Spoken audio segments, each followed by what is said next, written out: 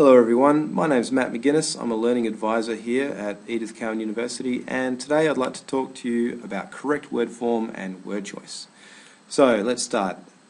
Today we're going to talk about academic writing, we're going to talk about word forms, we're going to talk about countable and uncountable nouns, we're going to talk about using nouns, reporting verbs, prepositions and paraphrasing.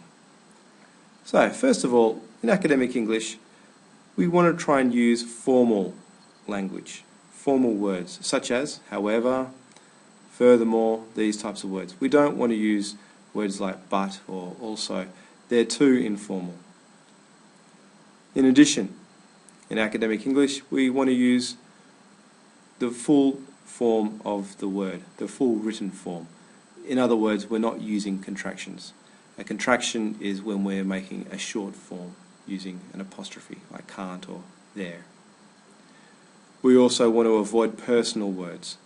So we don't want to have words such as I, or you, or he. No, we want to use more objective words, can be seen, these types of words, so that we avoid this more active tense. We want to use nouns instead of verbs. So an increase in price, that is a noun. That's a noun phrase. If we talk about increased price, so you'd have to use some sort of personal word in front of that. We increase price, or I increase price, or they increase price. And again, we don't want to do it that way. So nouns are always good for academic English. So let's talk a bit more about these word forms. An adjective, well, an adjective describes a noun. A noun is a thing, a place, or a name. A noun phrase is a group of words that go together to form a noun. For example, smoking-related health problems, that's a noun phrase. About a verb is an action word, to be or to analyse, to become, to do. They're verbs. Adverbs, well, that describes a verb. So to analyse well or to analyse quickly is a verb-adverb combination. Also, a preposition is a short little word, and these often come before a noun, so in, at, from, with, about, and these are often cause some problems with writing. And a pronoun, so a pronoun is a personal word, like we've talked about. It's a I, you, or it, or he, she, we. These are the words we want to try and avoid. So let's talk now about building vocabulary. So the idea is that there are words which have different word forms. So for example, to analyse is a verb, analysis is a noun, and then analytical is an adjective. Furthermore, we talk about to integrate, or integration, or integrated. So different forms of the same word. And again, for originate is the verb, but origin is the noun. So obviously, when we're using academic English, as we discussed before, we want to try and use nouns as much as we can. Think about this word estimate. How many word forms can you make from this word? Maybe 5, maybe 8. Actually, there's 15.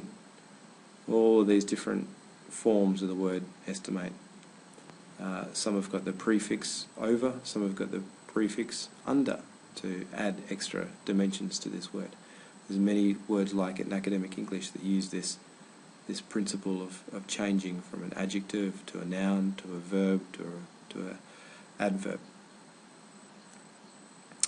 Let's turn now to countable and uncountable nouns. So there are a number of countable nouns: computer, university, increase, trend. So I can have one computer or two computers. What about uncountable? Information. I can have one piece of information or two pieces of information, but I can't just say one information. No, it doesn't make sense. I can't say one data. No, I must say one piece of data or one piece of research, not one research, two researchers. With countable and uncountable nouns, we have a situation where we can use numbers with countable nouns, so a computer or two computers. But, like we just said, if we're using uncountable, then we've got to use a piece of, or two pieces of. University is countable. One university, two universities. but if we're talking about research and we want to talk about how much, then we need to talk one piece of or two pieces of. We can also use the word some, so a trend or some trends, that's countable. But we can use some for an uncountable, so a piece of knowledge or some knowledge.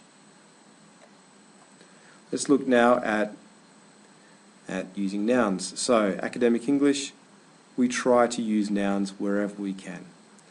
As we said before, that will make it sound less personal and more academic. So a reduction in house prices occurred in 2009, so that's a nice noun.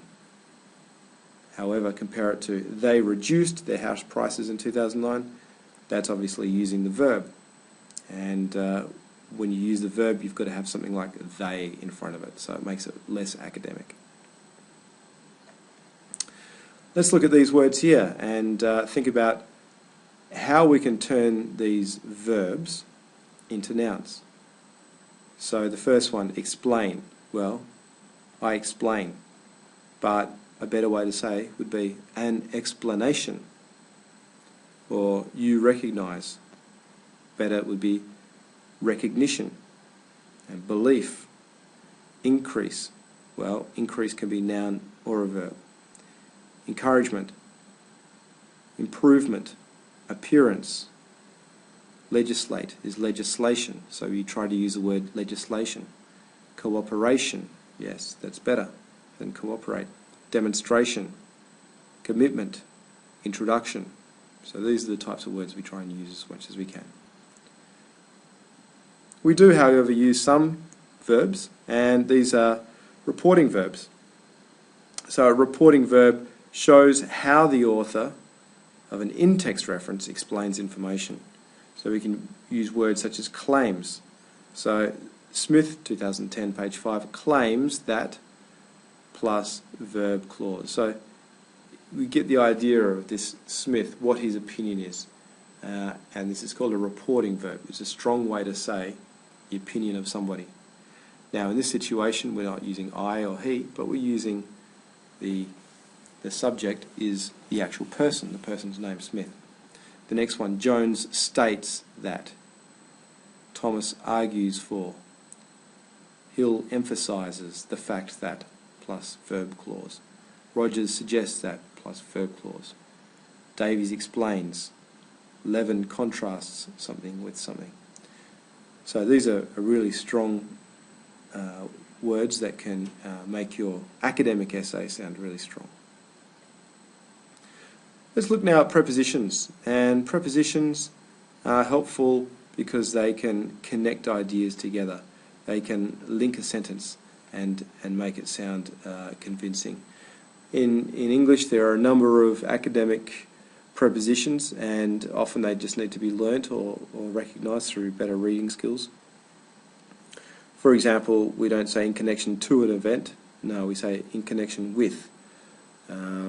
Not take part on a study, no, take part in relation to, and increase of, the aim of this report, with regard to, take responsibility for, think carefully about. So these are some really good ones.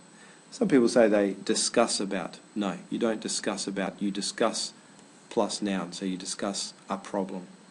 So just be careful of when you use these prepositions, because they can cause quite a few errors in academic writing. Let's look now at paraphrasing, which is really a key academic skill. So paraphrasing is the idea of rewriting another author's ideas in your words. And this is obviously very important at university, because copying or not changing an author's words is plagiarism.